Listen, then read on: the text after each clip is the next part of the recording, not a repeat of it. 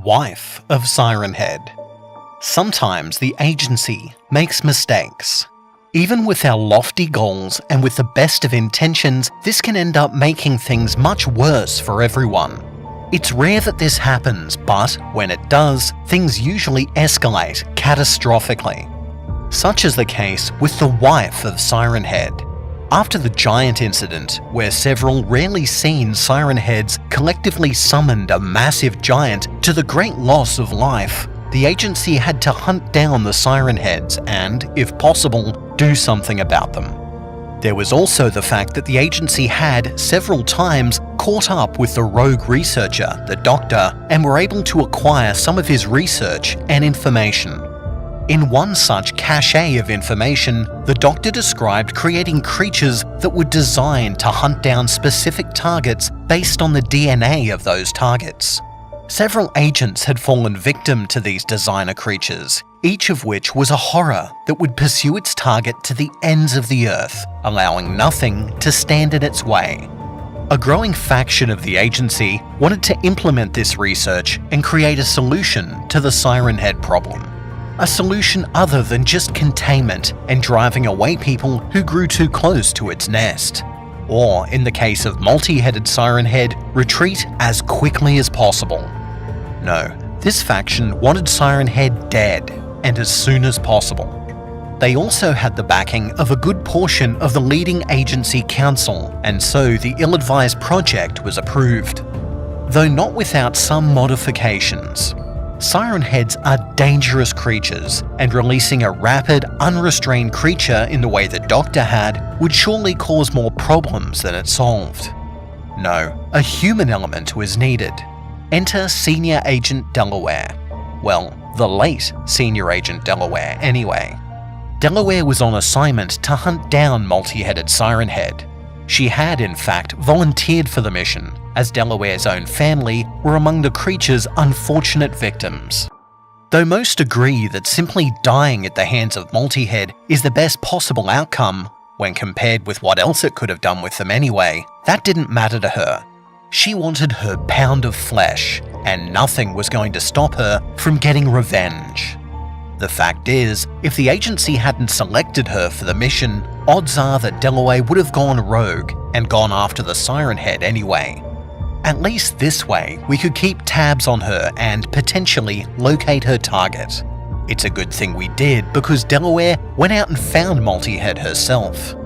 What followed was a high-stakes fight that destroyed 3 square miles of forest.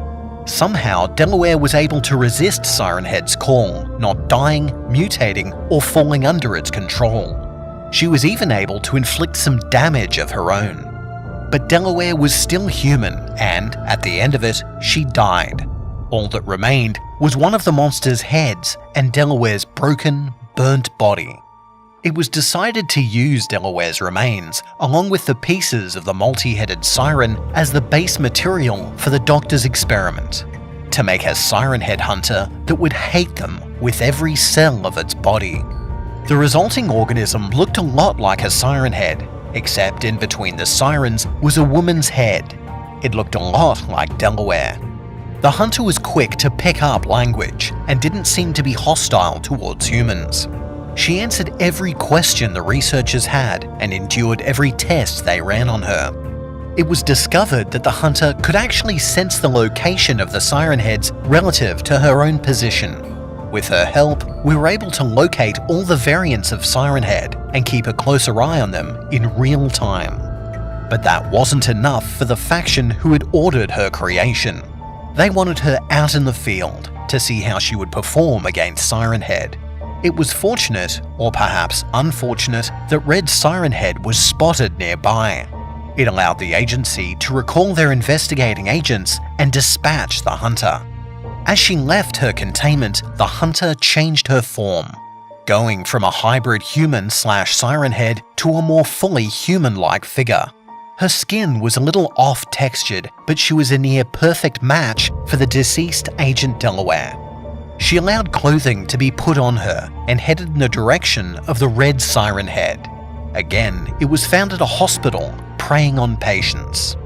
When the hunter got within range of the siren, it transformed back to its full hybrid form and started sounding her sirens. At first, the sirens were just as disorienting and painful to hear as those of the red siren, but then the pitch shifted. And then there was silence. It seemed to affect Red Siren Head strongly. As the hunter grew closer to the larger, bloodier being, she ramped up her sirens and, before the observer's eyes, the flesh of the siren head began to sizzle and burn as though it was exposed to an open flame. It quickly became too much for the creature and it fled. The hunter didn't let it escape far, darting forward and grabbing its arm. The whole arm burst into flames and the creature made a sound that has never before been observed. A cry of pain.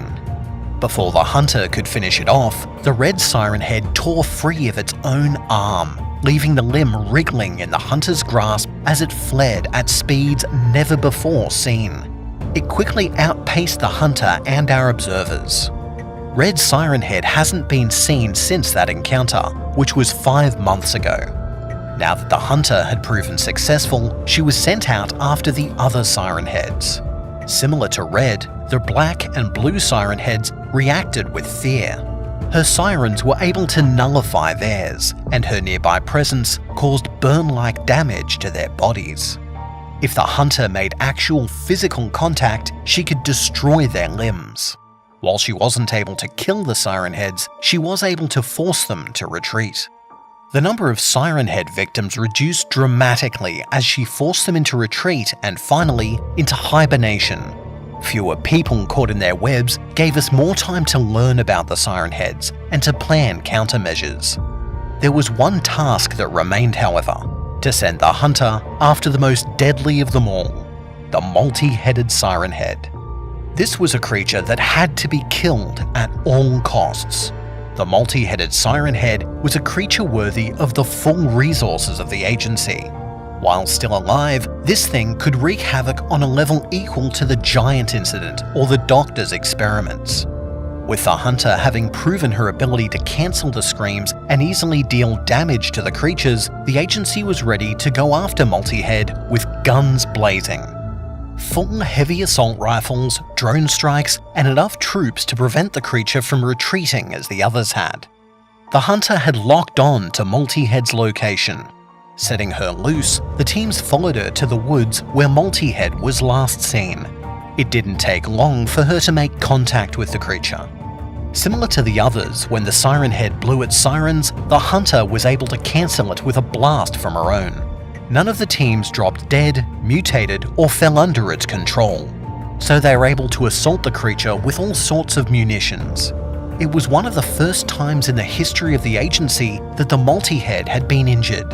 All the field agents had to do was wound it enough to drive it into the embrace of the hunter, then let her unique biology take care of the rest.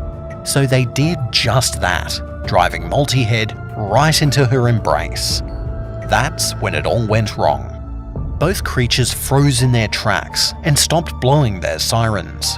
The skin on the Multi-Head's body even stopped burning as the two held each other. It was quickly realized that the hail of ammo from the assault team was no longer causing damage, either intentional damage to Multi-Head or even friendly fire upon the hunter. The two broke their embrace and the hunter's skin took on a darker tone, similar to that of Multi-Head. Then, as one, they let loose their sirens. Every member of the assault team died in that instant. It was only the drones that were able to record Multi-Head retreating from the scene, hand in hand with the hunter. While afterwards multi-headed siren heads' attacks did decrease in number, they grew much more vicious when they did take place. The hunter, renamed the Wife, was a different story. While she didn't attack humans directly, she did protect Multi-Head if it was attacked in her presence. Camera footage has also shown her midsection growing larger and larger. Researchers didn't know the cause until a random encounter with an agent who saw the Multi-Head fighting with his wife over two small figures. The wife had taken serious wounds and was cradling both figures. When she saw the agent, she shoved one of them into the agent's arms and blasted her siren at him.